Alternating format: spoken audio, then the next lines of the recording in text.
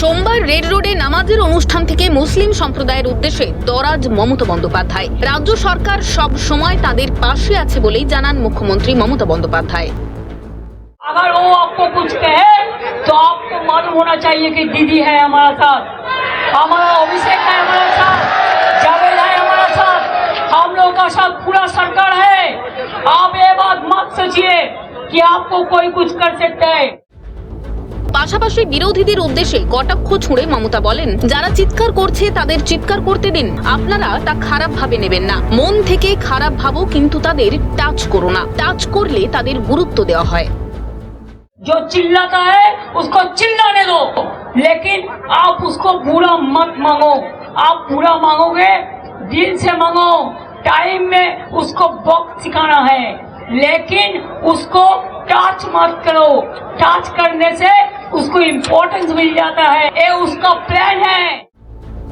মমতা বন্দ্যোপাধ্যায়ের এই মন্তব্যের পেছনে উস্কানির গন্ধ পাচ্ছে বিরোধীরা। বিজেপি যখন রামনবমীকে নিয়ে ময়দানে ঝাঁপাচ্ছে, শহর ছেয়েছে প্ল্যাকার্ড পোস্টারে, সেই আবহেই মুখ্যমন্ত্রীর টাচ করোনা মন্তব্যে একাধিক প্রশ্ন উঠতে শুরু করেছে, যা নিয়ে সরব কার্তিক মহারাজ। উনি আছেন, উনি যদি বললেন তাহলে আবার বললেন কেন আমি ব্রাহ্মণ কন্যা, আমি চণ্ডী পাঠ করি, আমি করি। এটা হিন্দু হলেই যে মুসলমান বিদ্বেষী হবে এতে কোনো মানে নেই। হিন্দু বলে নিজেকে পরিচয় দিতে মানে তার সম্পর্কে আমরা মানুষ বলবেন। এই ইস্যুতে আসরে গেরুয়া শিবিরও। মুসলমানরা ভাবতে আরম্ভ করেছে যে এর উপর ভরসা করা যায় কিনা। আমরা মুর্শিদাবাদের একটি বাই ইলেকশনে দেখেছি, সাগরদিঘিতে ওরা একবার টিএমসিকে শিক্ষা দিয়েছিল, কংগ্রেসকে জিতিয়ে, জোটকে জিতিয়ে, আর তার পরিণাম হয়েছে যে পরে তারা আবার সেই জেতা প্রার্থীকে নিয়ে নিয়েছে। তা আমার মনে হয় হুঁশিয়ারি দিচ্ছেন বোধহয় মুসলমানরা টিএমসিকে, বা বার্গেনিং হচ্ছে ইলেকশন আগে, সেই জন্য মমতা ব্যানার্জিকে গিয়ে বারবার এই কথা বলতে হচ্ছে।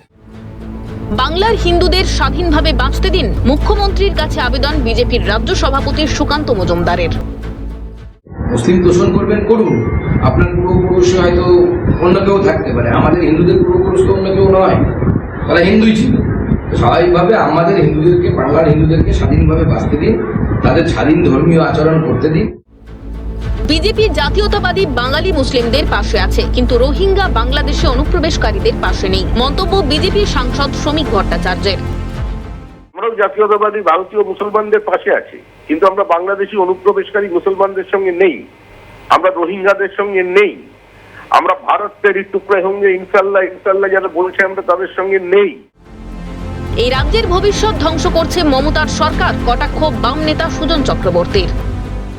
এ রাজ্যের ভবিষ্যৎটাকে ধ্বংস করছে মমতা ব্যানার্জির সরকার এবং মমতা ব্যানার্জির বাহিনী। মুসলিম ধর্মের মানুষের কাছে বিশেষ আবেদন রেখেছেন, বিশেষ আবেদনকে রাখতেই হবে, কারণ উনি বুঝে গেছেন যে উনি ধরা পড়ে গেছেন।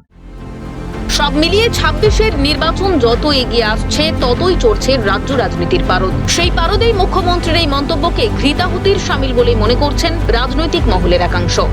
ক্যালকাটা নিউজ।